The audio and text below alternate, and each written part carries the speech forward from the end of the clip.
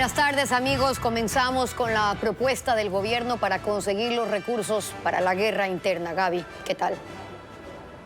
Hola, Steffi. Amigos, como siempre, bienvenidos. El Ejecutivo impulsa, entre otras cosas, el aumento del IVA al 15%.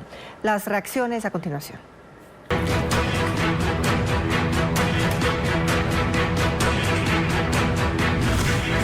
IVA, una carga para todos.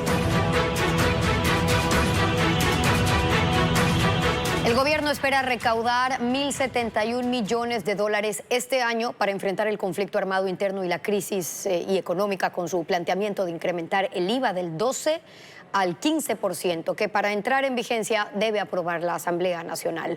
Adriana Bermeo nos trae ahora el informe. El gobierno envió un nuevo proyecto económico urgente a la Asamblea Nacional, esta vez para enfrentar el conflicto armado interno, la crisis social y económica. La propuesta contempla subir el IVA de 12% al 15%. De llegar a aprobarse, la medida entraría en vigencia desde el 1 de marzo e implica una recaudación de 1.071 millones de dólares en el 2024.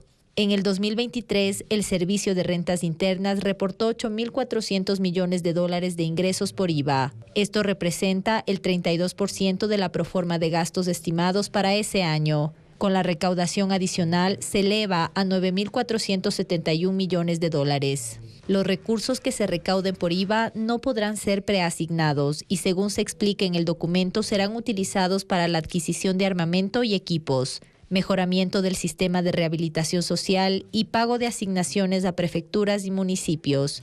En el proyecto no se establece temporalidad. Esto quiere decir que el incremento del IVA propuesto por el Ejecutivo será indefinido. Las deducciones y exenciones tributarias que se aplican al IVA continuarán vigentes. Por ejemplo, la devolución del impuesto a las personas con discapacidad y adultos mayores, también a los proyectos inmobiliarios. Y no hay apoyo a un incremento del IVA en la Asamblea. Los bloques legislativos mostraron su desacuerdo con la propuesta del Ejecutivo. Incluso quienes forman parte de la mayoría se distancian de esa posibilidad. Patricio Díaz tiene las reacciones. La propuesta del Ejecutivo de incrementar el IVA del 12 al 15% no tiene adeptos en la Asamblea, fuera del bloque oficialista. Sus aliados en la mayoría legislativa se distancian. El Partido Social Cristiano anunció que no votará por la creación o aumento de ningún impuesto. Sin embargo, están dispuestos a analizar alternativas. Lo que podemos quizá proponer sería a la final es crear una especie de contribución especial temporal mientras dura la guerra y que sea depositada quizá estos recursos en una cuenta especial para poder financiar la guerra en la que nos encontramos los ecuatorianos. El correísmo también se opone. Considera que hay otras salidas y se las propondrán al gobierno para evitar el incremento de impuestos. Toda reforma tributaria debe recaer el peso en las personas que más tienen, ¿no? Las personas que más tienen debe tributar, es un tema de equidad, de solidaridad. La bancada de Construye analiza un pronunciamiento, pero sus legisladores piden al gobierno información sobre el costo que tendrá la guerra contra el terrorismo. Desde el bloque de gobierno aseguran que existe la posibilidad de dialogar y encontrar alternativas. Las leyes son para discutirlas, para debatirlas. ¿Acaso viene con un candado o están escritas en piedra? Perdóneme, creo que esta Asamblea ha demostrado en las dos últimas leyes económicas urgentes que se han hecho cosas tan positivas que ni siquiera vinieron en el primer proyecto. También siendo realistas, cuidado, nos vamos a salir por el tema de que el populismo por acá o por acá. Acá hay que darles respuestas a las Fuerzas Armadas y a la Policía Nacional. Todas las bancadas sí reconocen que ante la declaratoria de conflicto armado para enfrentar al terrorismo se requieren recursos. Sin embargo, un incremento en el IVA no es para parte de ellas una opción. Un incremento de 3 puntos del IVA no solucionaría la profunda crisis fiscal del país. Equilibrar las cuentas públicas requiere de más acciones. Sin embargo, los analistas sostienen que este aumento viabilizaría la llegada de financiamiento de los organismos multilaterales. Para dimensionar el impacto de la propuesta presidencial de incrementar en 3 puntos el impuesto al valor agregado, hay que tener claridad sobre el estado de las finanzas públicas. El 2023, según el Observatorio de la Política Fiscal, cerró con un déficit de 5.800 millones de dólares. Esa fue la diferencia entre los ingresos del Estado y sus gastos. La necesidad de financiamiento, donde se suma el pago de amortizaciones de la deuda pública interna y externa, se ubicó cerca de los 11.000 millones. De ese total, 5.000 se cubrieron con atrasos en los pagos a los gobiernos autónomos descentralizados, al Instituto Ecuatoriano de Seguridad Social y a los proveedores del sector privado. Y la diferencia se cubrió con financiamiento que provino de la colocación de bonos en el IES, en el sector financiero privado, y algo que llegó de los multilaterales. Pero eso fue el año pasado. El 2024, la cosa luce más compleja, porque está prevista una caída de casi 600 millones de dólares en la recaudación tributaria, ya que no habrá cobro del impuesto extraordinario al patrimonio de las grandes empresas. A eso hay que sumar una merma de 800 millones por la no explotación del bloque petrolero ITT y los costos no cuantificados de la guerra contra el terrorismo. No son esos los únicos factores a considerar, porque la decisión de no continuar con la política de reducción del impuesto a la salida de divisas le asegura 500 millones de dólares al fisco, y la primera reforma tributaria aprobada en diciembre representan 800 millones más. En cuentas simples, los 3 puntos del IVA en lo que resta del 2024 representarían 1.071 millones de dólares y no son suficientes para cerrar la brecha fiscal. Pero los analistas coinciden en que es un paso que abriría puertas a un eventual financiamiento por parte del Fondo Monetario Internacional y de otros organismos multilaterales, que tampoco es el mejor de los escenarios, pero sin duda es preferible, dicen, equilibrar el presupuesto con préstamos y no con atrasos.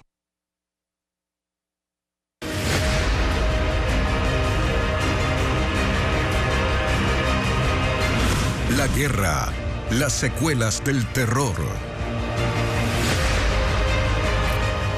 Estados Unidos ofrece acelerar la cooperación antiterrorista con Ecuador. En las próximas semanas llegarán 3 altos funcionarios de su Departamento de Estado.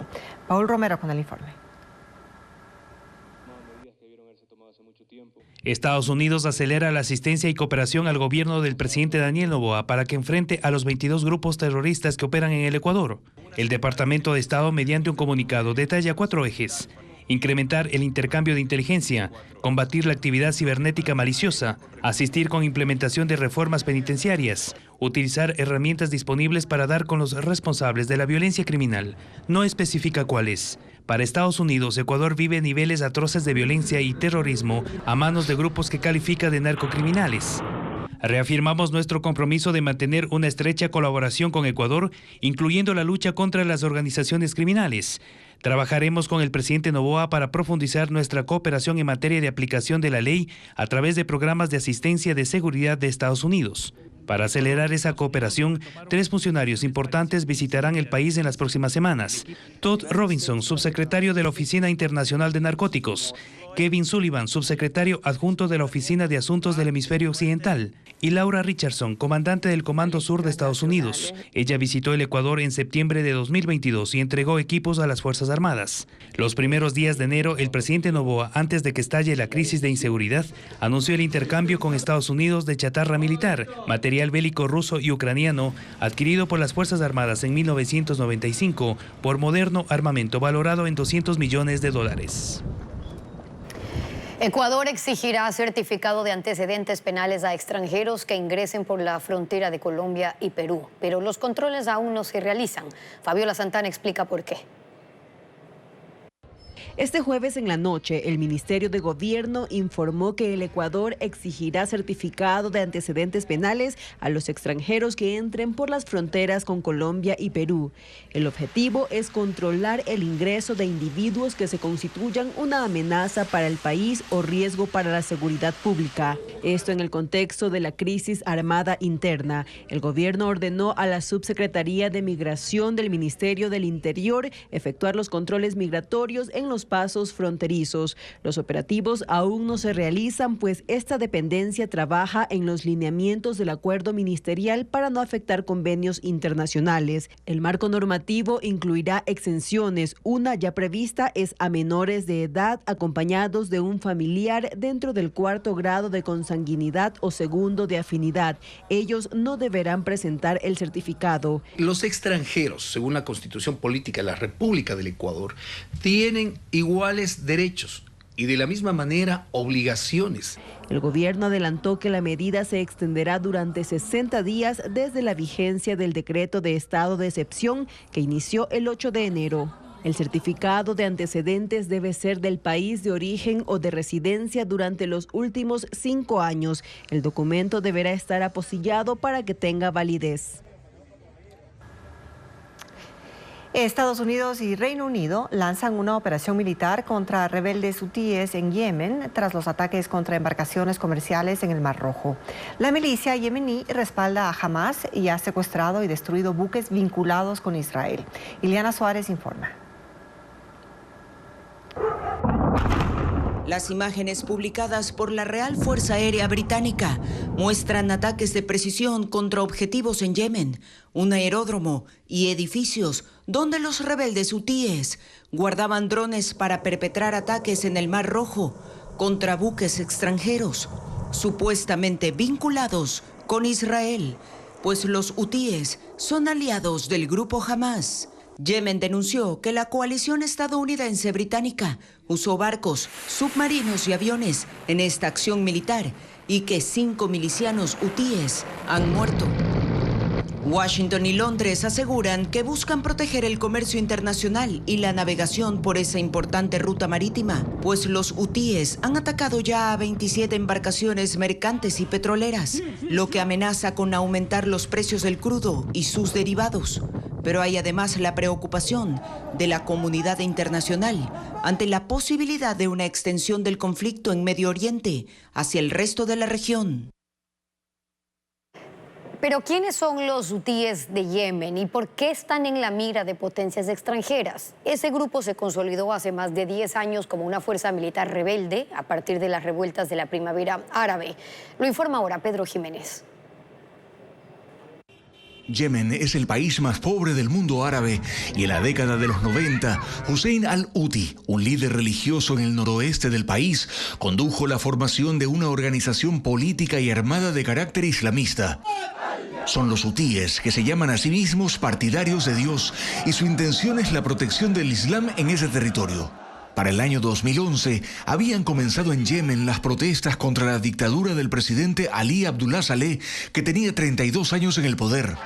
La llamada primavera árabe se consolidaba con revueltas en una docena de países de la región y los hutíes, apoyados por la República Islámica de Irán, se convirtieron en una fuerza rebelde que llegó a tomar el control de Saná, la capital, expulsando a los futuros gobiernos a la ciudad de Adén en el sur del país. En 2015, Yemen estaba inmersa en una guerra civil, una lucha que ha cobrado miles de vidas y generado una crisis alimentaria sin precedentes, llegando los hutíes a controlar el 30% del territorio de Yemen y gran parte de los recursos. En la administración de Donald Trump, Estados Unidos declaró a los hutíes como grupo terrorista. El lema de la organización es Dios es grande, muerte a Estados Unidos, muerte a Israel y victoria del Islam. De ahí que se han involucrado en acciones militares contra Israel por la guerra en Gaza contra otro de sus aliados, el movimiento Hamas.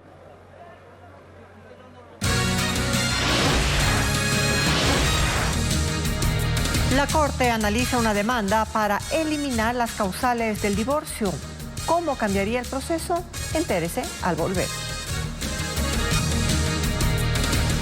La Corte Constitucional trata una demanda para eliminar las causales de divorcio como adulterio, abandono de hogar o ebriedad. El demandante alega que si uno de los dos cónyuges ya no quiere estar casado, debe bastar su voluntad y el Estado no debe obligarlo a demostrar el motivo. Jacqueline Rodas sigue la audiencia. La Corte Constitucional, en audiencia, analiza la posible eliminación de las causales de divorcio. El abogado quiteño Sergio Núñez presentó la demanda alegando que cuando uno de los dos cónyuges ya no quiere estar casado, el otro no le puede obligar a seguir en el matrimonio y el Estado no le debe forzar a encajar su situación en una de las causales vigentes para probar que hubo adulterio, violencia, falta de armonía, amenaza contra su vida, actividades ilícitas, que su pareja tiene una condena mayor a 10 años, es ebrio habitual o toxicómano, o que abandonó el hogar. Farid Simón, en representación del demandante, pidió que esa norma se declare inconstitucional. Y si no encuentra una causal, tiene que construirla, tiene que inventarla. ¿Qué pasa si una persona simplemente deja de tener afecto? Ya no quiere seguir casada. Someterles a las partes a la oprobiosa obligación de demostrar ante un juez sus problemas personales, los aspectos más íntimos de su vida, es una violación clara a varias normas constitucionales. Aclaró que la tenencia de hijos menores de edad o el destino de los bienes se resuelven en procedimientos independientes. La demanda fue respaldada por 3 particulares. También se presentó un recurso en contra y la oposición del presidente del Legislativo, Henry Kronfle, mediante la abogada de la Asamblea Nacional, entidad demandada en esta causa. La idea, según quien solicita la inconstitucionalidad, es que eres libre de hacer lo que quieras sin tomar en cuenta que este tipo de acciones pueden perjudicar a terceras personas, al cónyuge en este caso. La jueza Carmen Corral preparará un proyecto de sentencia que someterá al Pleno de la Corte Constitucional para su votación. El número de matrimonios en el país va en descenso desde 1997. En cambio, los divorcios aumentan, la mayoría por consentimiento mutuo, por vía judicial y notarial. Elaine Sánchez tiene las cifras. Los divorcios en Ecuador crecen. En el 2022 hubo 24.595, 3.129 más que 10 años antes. La mayoría de hombres se divorcia entre los 40 y 44, las mujeres entre los 30 y 35 años. El 51.5% de divorcios se dieron en la sierra, el 43% en la costa, el 5.1% en la Amazonía y Galápagos con el 0.5%. En general, un matrimonio dura 16 años. Otro de los cambios en las parejas es que ya no se casan tras relaciones largas, y si lo hacen, es pasado los 30 años. En el 2022, los hombres se decidieron a los 35, mientras que las mujeres a los 32 años, algo que no se veía en el año 2015. Cuando se casaban a partir de los 20. Las principales causas del divorcio tienen que ver con pactos que se rompen, la poca comprensión y la falta de comunicación, el desempleo que deriva de crisis económica, la religión que antes era un factor de unión, hoy no pesa. En cambio, los grupos feministas sí cuentan, porque han visibilizado la violencia de género y la importancia de no callar, que ha llevado a la separación definitiva de las relaciones tóxicas. La generación hidroeléctrica en el país va en aumento. En lo que va del mes llega a ser más del 80%, mientras la importación de energía de Colombia está en los niveles mínimos. Francisco Garcés con el informe. Las hidroeléctricas entregan entre el 75 y 80% de la energía que se consume en el país, niveles casi equivalentes a los que se producían antes de que empiece el estiaje. Esto gracias a las lluvias que han aumentado los caudales de los ríos. Según los datos que maneja el Ministerio de Energía, los caudales del río Paute en el Austro, los del Pastaza en el centro oriente del país que alimenta las centrales Agoyán y San Francisco, y los del río Coca en el norte del oriente que provee el agua de Coca Codo Sinclair, se mantienen estables y en niveles que permiten que esas centrales estén permanentemente en operación. El complejo hidroeléctrico Paute, que une a las centrales Molino, Mazar y Sopladora, funciona de forma permanente. Durante la parte más crítica del estiaje, esas generadoras llegaron a estar apagadas la mayor parte del día. Ahora entregan el 35% de toda la energía hidroeléctrica del país, superando a Coca Codo Sinclair, que este miércoles, por ejemplo, entregó el 22% de la hidroelectricidad.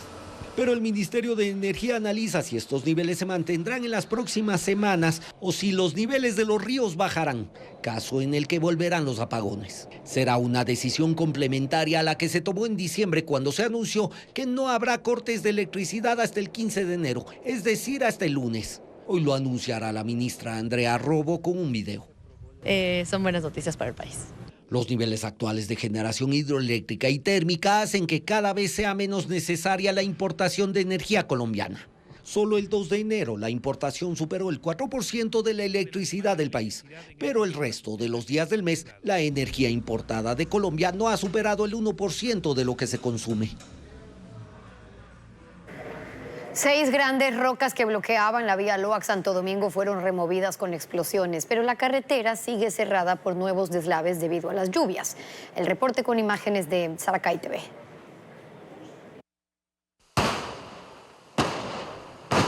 Con una detonación controlada en el kilómetro 83 de la vía Loac-Santo Domingo, 6 enormes rocas fueron despejadas con dinamita para tratar de habilitar la carretera.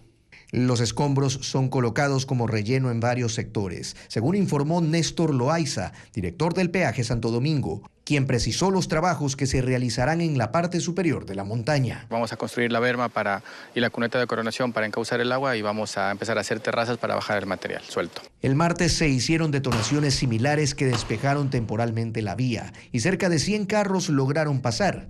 Pero luego se volvió a cerrar porque 800 metros cúbicos de piedras cayeron la madrugada de este jueves. Dispuso pues el cierre de la vía para que los trabajos sean netamente operativos, considerando la vida y los bienes de las personas que transitan por esta red vial. Después de las detonaciones, algunos aprovecharon para pasar caminando pese al miedo que sentían, pues de la montaña seguían cayendo fragmentos. Sigan trabajando más para que haga paso más rápido, adecuado, porque estamos transitando por las Mercedes y está muy feo el paso por las Mercedes. Habilitar el acceso podría tardar más de 15 días y aún no se han eliminado otras piedras gigantes de la parte alta de la montaña.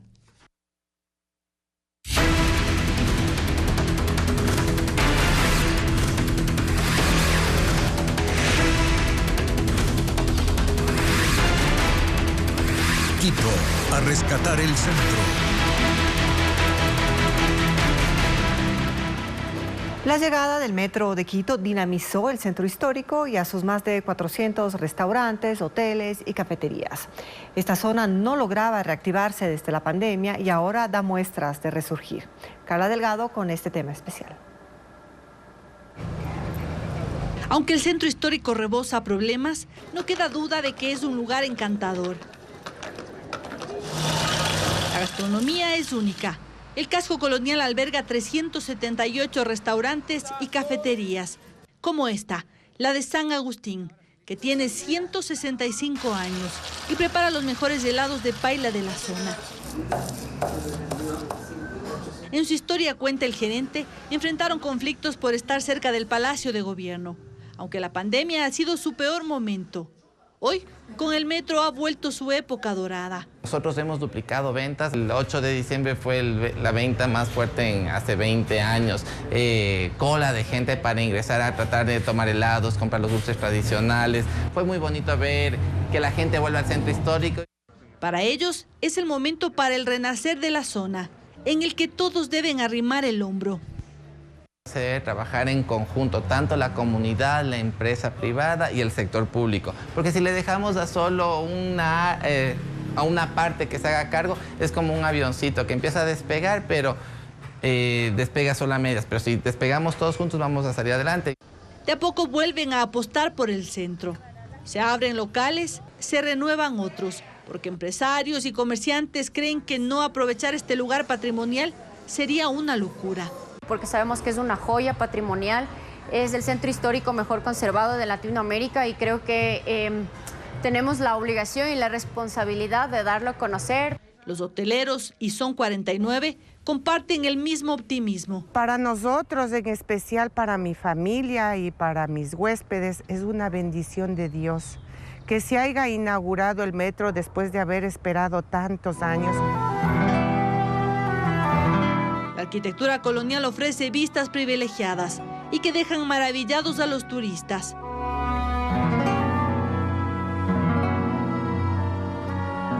Todos coinciden en que deben sacar partida al momento.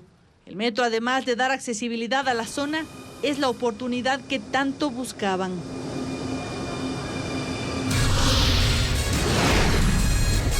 La liberación de 5 secuestrados marcó la mañana de este viernes en las cárceles de Cuenca y Cañar. Ampliamos.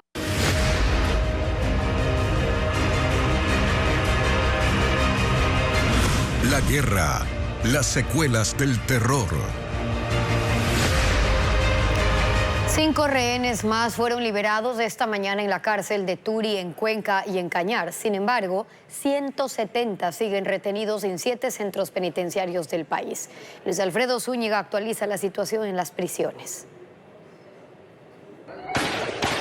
Ya son 5 días en los que con fugas, rehenes y altercados, una vez más se ha evidenciado la crisis carcelaria en el país. De 178 retenidos, 8 han sido liberados, los últimos 5 durante la mañana de este viernes, en Cuenca y Cañar. Fueron 2 guías penitenciarios los liberados este viernes, según confirmó el Servicio de Atención a Privados de Libertad SNAI. Se suma la servidora administrativa que fue liberada el jueves. Sin embargo, solo en este centro carcelario se reportaron más de 60 rehenes. El SNAI en este punto dijo que se ha brindado atenciones a los presos y personas retenidas, como parte de un protocolo humanitario. Pasado el mediodía, el SNAI también informó de la liberación de 3 servidores administrativos en el reclusorio de Cañar, donde se mantiene la vigilancia.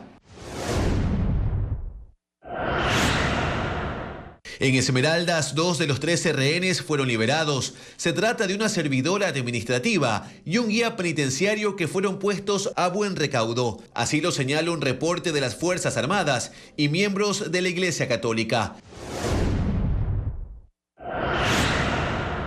Cerca de la medianoche fue lanzado el cuerpo de Neri Vargas desde la cárcel de Machala. Un video mostró cuando los presos abrieron la puerta y lanzaron el cadáver embalado con plástico. La víctima estaba recluida desde noviembre por el delito de ataque y resistencia. 16 guías están retenidos en esta cárcel, que alberga a 1.534 presos.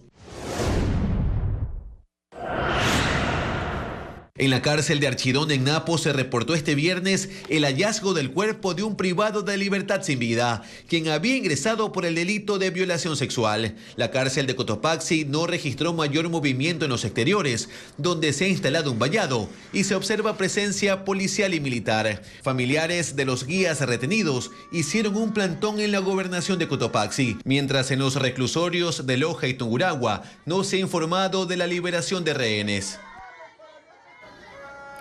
Las clases se mantienen aún en modo no presencial, según el Ministerio de Educación, mientras en hospitales y transporte público trabajan con baja afluencia de usuarios, pues hay personas que temen salir de casa. Estefanía Arias habla sobre estos y otros servicios. La no presencialidad en las aulas se mantiene a escala nacional. Así lo indicó el Ministerio de Educación en un comunicado, sin precisar hasta cuándo. En este mismo señalan que monitorean la situación minuto a minuto. Esta medida aplica en instituciones fiscales, fiscomisionales, municipales y particulares. También se mantiene el teletrabajo para el personal que labora en esos centros. Aun cuando la consulta externa se reactivó en los hospitales del país desde este jueves, la afluencia de pacientes es baja. En el Hospital del Día Efrén Jurado López del IES en Guayaquil, el ausentismo llegó al 70% este viernes. Lo mismo ocurrió en el Abel Gilbert Pontón, en el sur de la ciudad. Según las autoridades, esto se debe al temor de las personas de salir de casa. Sin embargo, agregaron que las citas fueron reprogramadas. Mientras en el Hospital Martín y Casa en Babahoyo, provincia de Los Ríos, la afluencia es masiva en el área de emergencia. Los ingresos fueron resguardados por la policía y está pendiente el reagendamiento de 350 citas médicas en consulta externa. Las cooperativas han decidido trabajar con menos vehículos porque la afluencia de pasajeros es menor a la usual. Un bus al día llega a tener 300 usuarios, cuando la cifra normal es 600. Por eso en Guayaquil solo el 60% labora. Una situación que se repite en Loja, donde solo el 75% de la flota está operativa. Incluso el horario se ha reducido y los recorridos son hasta las 20:30. El panorama es distinto en Babahoyo. Las 36 cooperativas se han reactivado en la terminal terrestre y el resguardo policial incluye requisa en los ingresos. Los locales en la ciudad de Loja han optado por un cambio en sus horarios de atención. Abren desde las 9 de la mañana y cierran a las 17 horas como medida de seguridad. En la bahía, en el centro de Guayaquil, ocurre lo mismo. El 80% de los comercios están activos, pero atienden hasta las 4 de la tarde, cuando antes se recibían clientes hasta las 6 de la tarde. La justicia de Colombia mantiene como imputado a Nicolás Petro Burgos, el hijo mayor del presidente colombiano Gustavo Petro. Está acusado de lavado de activos y enriquecimiento ilícito. La defensa había solicitado la nulidad del juicio alegando violación de garantías procesales. Los cargos presentados por la Fiscalía surgen del testimonio de la ex esposa de Nicolás Petro, Dairusis Vázquez, quien lo señaló de recibir grandes sumas de dinero en efectivo de Samuel Santander López Sierra, condenado por narcotráfico en Estados Unidos. Supuestamente una parte del dinero ingresó a la campaña presidencial de 2022. La Casa Blanca afirma que la ayuda militar de Estados Unidos para Ucrania se ha detenido por completo debido a la falta de un acuerdo en el Congreso para seguir apoyando a ese país contra la invasión rusa. El presidente Joe Biden ha pedido a la Cámara de Representantes, controlada por los republicanos, que apruebe un paquete adicional de $55 mil millones. Pero los congresistas han dicho que solo darán el visto bueno si el gobierno implementa medidas en la frontera entre Estados Unidos y México. Familiares de los rehenes israelíes que están en manos de Hamás protestaron en las calles de Tel Aviv y otras ciudades para exigir su liberación. Esto luego de 100 días de cautiverio. Centenares de personas pidieron que se retomen las negociaciones para que los 104 secuestrados regresen a casa. Sin embargo, este viernes Israel rechazó la propuesta de Qatar, país mediador del conflicto, de liberar a todos los rehenes a cambio de detener el ataque en Gaza y permitir el exilio de los cabecillas de Hamás. Argentina cerró el año 2023 con una inflación del 211,4%, la más alta desde 1990. La devaluación del peso además está en un 50% y esto ha llevado al país al primer lugar en el ranking de inflación en América Latina, superando a Venezuela. A escala mundial, solo Líbano tiene una inflación ligeramente mayor a Argentina. El gobierno afirma que esto es un mal necesario, mientras la oposición denuncia la transferencia de ingresos de sectores medios y bajos hacia los más ricos. Israel defendió su guerra en Gaza ante la Corte Internacional de Justicia en el segundo día de audiencias por acusaciones de genocidio. El abogado israelí declaró que Hamás ha hecho una red de túneles debajo de zonas residenciales, escuelas, albergues y hospitales, utilizando a la población civil como escudos humanos y que su ejército no busca destruir a los palestinos, sino defenderlos de los extremistas que lanzaron un brutal ataque contra civiles, asesinando a 1.200 personas y secuestrando 250. Sin embargo, el juicio por genocidio continúa en el máximo tribunal de Naciones Unidas, impulsado por Sudáfrica, que acusó al gobierno israelí de intentar exterminar al pueblo palestino con bombardeos que han dejado 23.000 fallecidos y más de 1 millón de desplazados.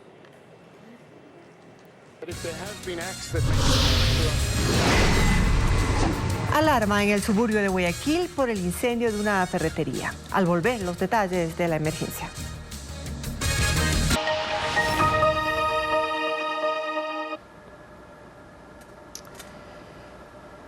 Un incendio en el suburbio de Guayaquil movilizó a 65 bomberos que luego de una hora lograron controlar la emergencia que generó una gran nube de humo. Diego Cuenca con los detalles. El humo cubrió toda una manzana en las calles 24 y La P en el suburbio de Guayaquil, durante un incendio en una ferretería que funcionaba dentro de un edificio. 65 bomberos atendieron la emergencia, que empezó cerca de las 10 de la mañana, y una hora después apagaron el fuego, cuyo origen se desconoce. Personas que habrían sufrido calor térmico, un estrés térmico, pues debido a que quisieron también ellos ayudar a sofocar y sacar las cosas. La magnitud del incendio hizo que los habitantes de inmuebles aledaños salgan por temor. Ha salido mi sobrina totalmente desmayada del humo. Entonces estaban las criaturas que no se habían dado cuenta y cuando nos han llamado pues ya llegamos a un estado de shock. Para sofocar las llamas, el ECU 911 movilizó al menos 12 unidades entre tanqueros, ambulancias y camiones cisterna. Tras la intensa labor, los uniformados empezaron a remover los escombros del negocio, que quedó parcialmente destruido. En la emergencia no hubo víctimas. El presidente Daniel Noboa cumple agenda este viernes en Guayaquil. Comenzó la tarde visitando las instalaciones de TC Televisión 3 días después del ataque terrorista al medio de comunicación. Luisa María Heredia nos informa desde el lugar.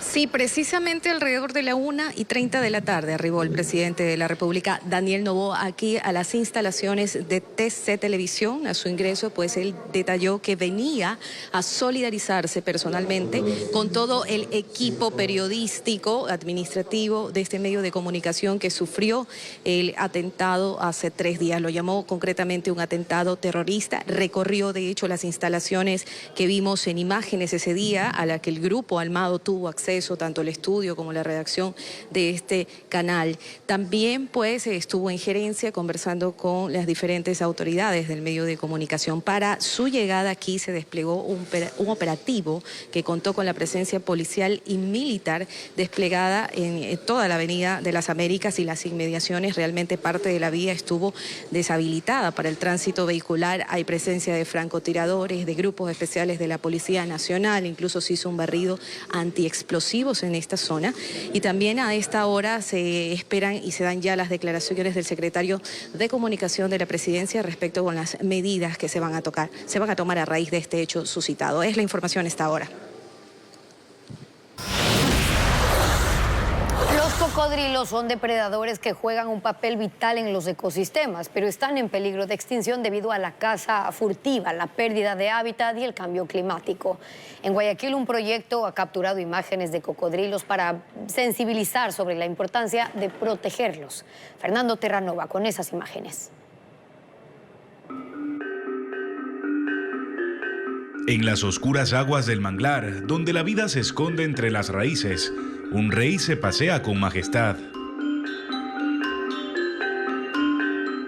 Estamos en una ciudadela privada que colinda con la reserva Manglares del Salado y Ecuaterra está avistando en este momento un cocodrilo de la costa. También conocido como cocodrilo americano, en Ecuador, se encuentra en manglares, ríos y lagunas de las provincias de Esmeraldas, Manabí, Guayas, El Oro y Loja. Hemos avistado alrededor de 3 cocodrilos, 3 cocodrilos, algo que es bastante difícil de poder presenciar, pero en esta mañana, pues probablemente por el clima, la marea, nos ayuda a hacer mejor el avistamiento de cocodrilos. Es el reptil más grande presente en el país, con machos adultos que pueden alcanzar los 6 metros de longitud y pesar hasta media tonelada. Pueden nadar hasta 30 kilómetros por hora y permanecer sumergidos hasta 2 horas. Su dieta incluye una amplia variedad de presas como aves, crustáceos y mamíferos. Gran parte de las garzas pues son de hecho alimento común de este animal. No es válido pensar que el cocodrilo podría atacar o pensar en el humano como parte de su dieta, ¿no? Tal vez esto llega a ser un poco más en la visión, digamos, en películas o en alguna ficción, pero la realidad es que el cocodrilo no va a optar por desafiar a un humano. De hecho, lo primero que hacen al momento de ver a una persona es huir.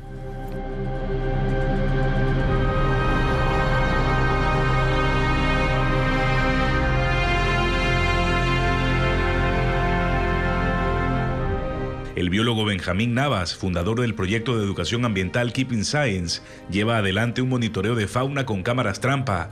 3 dispositivos colocados en puntos estratégicos del estero salado han logrado más de 40 registros en 3 meses. Estimamos que entre esos 40 tenemos alrededor de 5 individuos. Nos basamos en esto por la longitud, por las ciertas cicatrices, ciertas características que definen a estos individuos. En Ecuador, los cocodrilos de la costa se encuentran en peligro crítico de extinción.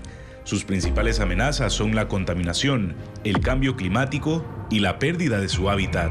Su extinción tendría graves consecuencias para el ecosistema, ya que los cocodrilos juegan un papel importante en la regulación de las poblaciones de otras especies. Hablamos de que esta especie es un depredador tope. Esto quiere decir que se encuentra en la cúspide de la pirámide alimenticia. Podríamos pensar en el cocodrilo como una especie muy parecida al tiburón, tal vez, que es un depredador tope en ecosistemas marinos, o el jaguar, como es el tope, en cambio, en los bosques. Para proteger a los cocodrilos de la costa, es necesario conservar su hábitat y educar a la población sobre la importancia de esta especie. Sucede mucho, en este caso, la interacción de humano-cocodrilo, que las personas dicen, ok, ojalá que la policía se los lleve a otros sitios, pero esa no es la idea, ¿no? Debemos entender que a la larga este es su hábitat, ellos deberían estar aquí, están aquí por un motivo y que no hay un peligro en general. Sabemos que eso sí, no hay que tentar al peligro en el sentido de que no podemos acercarnos demasiado. Uno de los depredadores más espectaculares de la naturaleza, señor de las aguas, guardianes de vida.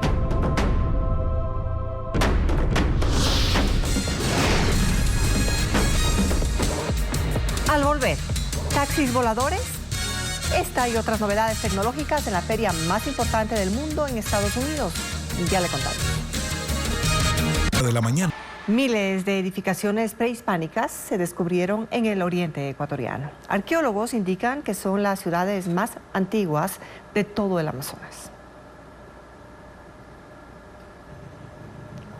En la Amazonía ecuatoriana hubo una civilización que nadie imaginaba. Sus vestigios fueron encontrados por arqueólogos que publicaron sus resultados del año pasado. Ellos descubrieron centros urbanos prehispánicos en Morona, Santiago, a 380 kilómetros de Quito. El descubrimiento es considerado un enorme aporte porque las ruinas tienen cerca de 2.500 años, un milenio más que cualquier otra sociedad compleja asentada en la región.